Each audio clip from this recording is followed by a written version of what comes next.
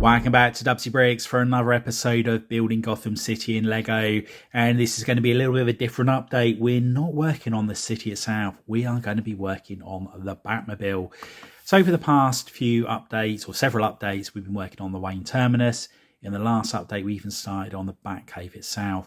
However, there are certain aspects of the Batcave that I'm not sure what direction I want to go down. So rather than rush into it, do the build, and then a couple of weeks later do a typical Dubbzi Bricks and change my mind, and then have to redo it, I thought let's step back and have a think about it and do something else in the meantime.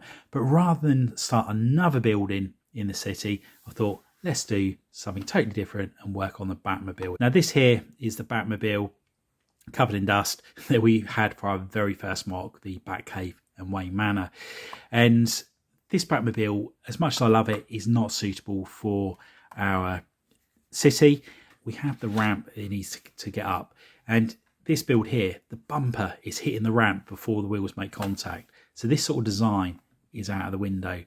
Now, everybody has their favourite Batmobile, whether it be the 1989 Batmobile, the classic that you see in the cartoon series, the good old Tumbler, which is one of my favourites, that along with the 89 Batmobile, or even the Patterson Batmobile that you see in the latest The Batman film. And I am a real big fan of that vehicle, as I do love the American muscle cars. But once again, even the Patterson Batmobile, the bumper would hit the ramp before the wheels do. So again, I think we are looking more towards the Tumbler style, or something like you see in the Arkham Knight games. Again, I think the wheelbase on that the wheels might hit the ramp before the actual chassis itself. So yeah, we just need to have a little bit of a think about that. But first things first, let's dig out the wheels that we have in our collection, and that should give us an idea of where we start with the build. And the selection of wheels I have in my collection are not that fantastic, unfortunately. So apart from the wheels that we have on our current Batmobiles, such as this one and the Tumbler, I've got these ones here, which are from the 4+ Emergency Ambulance set 60403.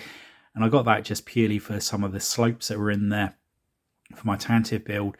But all of these wheels here, I can change out the wheel rims here, so it won't have white rims, for example. But at least I can get the build all started. So this is quite a nice wheel in the sense of it's an off-roader. It's nice and big, so it go up the ramp easily. These are from the Spider-Man vehicle on the Daily Bugle set. It's quite nice that they're different sizes. It will give it a more detail, I suppose, and give it a more sporty look. That's how I'm looking at it. These ones here from a Police Chase set, and then we got these ones here which are from a 4x4 fire truck, which was this one just here. As you can see, I ripped the wheels off of it, but I am thinking something like the more rugged look as opposed to the road tire will probably be the better option. So now what we're going to work on is the actual chassis itself. We're going to be aiming to get it 6 studs wide, 7 at the absolute maximum, just so it doesn't bang into any other vehicles on the road. So let's get some parts out and see what we can come up with. And this is the part that I'm going to be using for the chassis of the Batmobile. And this is from the Taxi, and I think it was out of the Daily Bugle set. It enables you to sit the character down there just a little bit, which is good. And the size-wise, I think is going to work out spot on. Now, it's quite a big difference from this set here. As you can see, it's probably half the length of it. Width-wise, it's going to enable me to stick to the 6 studs wide, or 7 if I need to. So that's all good. But if I can build something more along the scale of this, I think that is going to work out really well. This set here, when I put it on the actual ramp inside the Wayne Terminus, it was miles too big. So yeah, if we can go to this size, that will be great. So next up, let's attach the wheels to it, and that will give us an idea of where we're going from there. And this part is already turned out to be a very versatile part, and really liking the size of this. It's going to be so much fun trying to get a Batmobile this small. And the good thing is I've been able to put one of the wheel sections on the top of the chassis and one below it, and that's giving it a nice sloped look. Now I've put this on the front here. However, I think if I put any plates on the front, it's going to start hitting the ramp before it goes up there. So it's okay at the moment, but what it might mean I need to do is just put these wheels below it and then possibly add a plate on the bottom there just to give it, again, the sloped look on there. But I need to work out what sort of car I want this to be. Do I want it to be a saloon car? Do I want it to be more in keeping with, say, the Arkham Knights, or more in the Tumbler sort of like vein? But yeah, that's something I need to work out now, just so I can know where I go forward with the build. And this is how far we've got so far, and I have been at this for absolutely hours, and it is so difficult. Due to the width of the build only being 6 studs, that is proving really difficult. I did try widen it to 7 studs, which ends up being close to 8 studs. I mean, at the moment, that is probably about 6.5, I'd imagine, because of the wheel arches and the wheels themselves. And I think I might go back to try and with the extra stud on there, but yeah, it is really difficult. And half the problem is keeping the wheels so that it can go up the ramp and nothing hits it first. So I've tried numerous different styles, techniques, having the open wheels like you would expect to see on the Arkham vehicle or on the Tumbler, but you can't get much detail in 4 studs. That's where the biggest problem is. So yeah, we're just going to carry on experimenting, and fingers crossed we will come up with something that looks good. And we're finally making some progress with the front of the vehicle. This is the sort of look that I was after. However, as you can see, it is 8 studs wide, which is not what I was after. 8 studs wide means that the car is going to be on the white line, if not a fraction over it, as the roads are only 16 studs wide in total. So this is the absolute maximum that I want it to be. If I can shrink it down, then I'll certainly try to do so. But anyway, let's carry on working on the back of the vehicle, see what we can come up with, and we'll check back in once we've done so. And here we have the latest version of our Batmobile, and really like the front of it. However, it's the back I'm still not happy with this. It's too blocky, there's not enough smooth lines to it, and it almost feels like it's 2 separate types of build here. This feels more like my old Batmobile, and I've just stuck a new front on there. So we're going to carry on experiment. Let's strip this all back down and see if we can do better.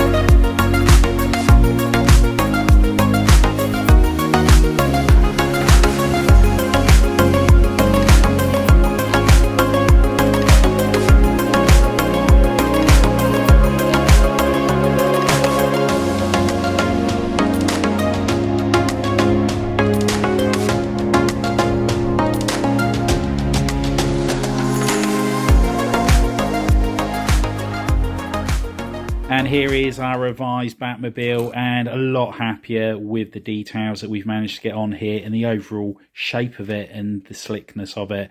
I did find out some of the curved slopes here with the 45-degree cut angle on there, and due to the fact I wasn't needing them by the side of the cockpit, I put them on the front here, and once again I do think that this just gives it that little bit of a nicer, sleeker look. Got a couple of machine guns on the top just there, but I think the biggest thing was, by going away from using this part here, it enabled me to get a lot smaller with the overall build. I was also able to get Batman to sit lower in the car as well, which helped with the whole build on the back end of it.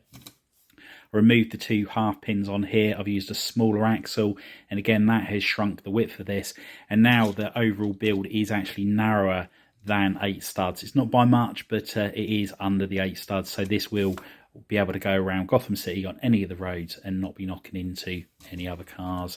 Now on the engine details here, I have tried to get as many details as I can into it, and I'm quite happy with how that's come out. But I will put a flame on the back of there when we have it whizzing around the city. One thing I do need to do is find a steering wheel out just to put in front of the driver's seat just there. But now that we've built this up, let's move this over to the city and see how it looks. And here we have it outside Crime Alley, and as you can see, it sits nicely in its own lane and not going over the white line like the previous version was. Anyway, let's move over to Wayne Terminus and see how it looks on the ramp. And here we have the Batmobile on the ramp inside the Wayne Terminus, and it's perfect in size.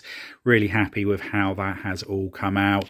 And all we need to do now is just add a Batpod into here, and then that'd be all the vehicles sorted out for the Wayne Terminus.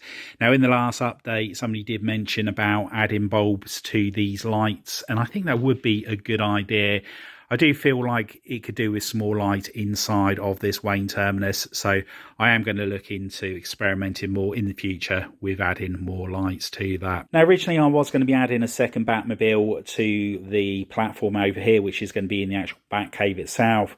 But somebody popped in the comments last week about why don't I add the Bat in there, and I do think that that would be an amazing idea. I think the vehicle, the Bat, is a really cool one, and there is no necessity for me to have a second Batmobile on here, so I do think that I will start experimenting in the near future with building a Bat. So this is now going to be a landing pad, but again, it would be quite nice if I could have it so this does actually raise up out of the Batcave. One question I've been asked a fair few times recently is, will I be doing memberships on the channel? And it's not something that I was originally thinking about doing. However, due to the amount of times I've been asked it, it is something that I am now considering. Now, I don't want to deprive anybody of the opportunity of watching my videos. So whether or not you want to be a member or not, you should still, in my opinion, have the chance to watch any video that I put out there. So I need to do something a little bit different for members to make them feel special, so you're getting actually something for your membership. Now, one thing I am considering is around things like this Batmobile here.